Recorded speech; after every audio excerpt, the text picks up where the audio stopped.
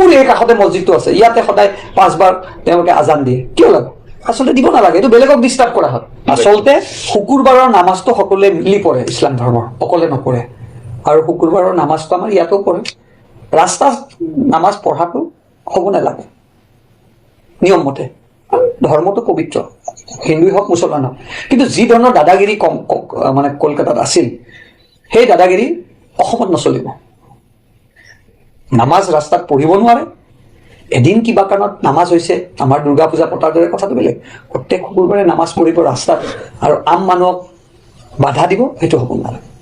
মই ভাল পাইছোঁ এই সিদ্ধান্তটো পশ্চিমবংগৰ মুখ্যমন্ত্ৰী।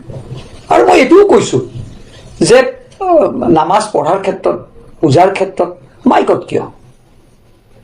মাইকত আচলতে নালাগে না, 5 বাৰ মাইকেদি নামাজৰ মই ধৰ্মত যিটো বয়সত ভগৱানৰ নাম ল'ব লাগে সেই বয়সত মুছলমানক লৈ ৰাজনীতি কৰি আছে। দিগন্ত দাদা, আপোনাক এটা কথা কওঁ, মন্দিৰত যে শংখ বজায়, দবা পিটে, তেতিয়া আমাৰ মুছলমানে কিবা প্ৰব্লেম দেখুৱাইনে আপোনাক? দুৰ্গা পূজা, বিহু, কালী পূজা সকলোতে মাইকৰ ইউজ কৰে, কিন্তু আমাৰ মুছলমানে জানো ঈদত মাইকৰ ইউজ কৰে? সেইবোৰ প্ৰব্লেমটো আমি নেদেখুৱাওঁ। আৰু দেৱালীত বম ফটকা যেতিয়া ফুটাই তেতিয়া শব্দৰ লগতে আপোনাৰ বায়ু প্ৰদূষণো হয়, তেতিয়াতো আমাৰ প্ৰব্লেম নহয়। আজানক লৈ আপুনি এক্সকুইজ কৰিছে, আৰু আমি যদি এক্সকুইজ কৰোঁ এনেকুৱা হাজাৰটা প্ৰব্লেম আহি পৰিব।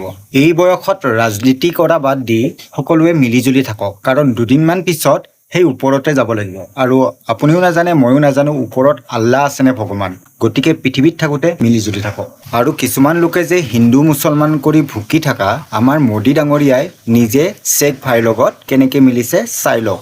কথা এটা আছে নহয়, হাতীৰ দাঁত দেখুৱাটো বেলেগ আৰু খোৱাটো বেলেগ। গতিকে হাতীৰ নিচিনা নহ'ব। আৰু যিসকলে মুছলমানৰ পকৰত এনি টাইম লাগি থাকে, সেইসকলক ভিডিঅ'টো শ্বেয়াৰ কৰি দিয়ক।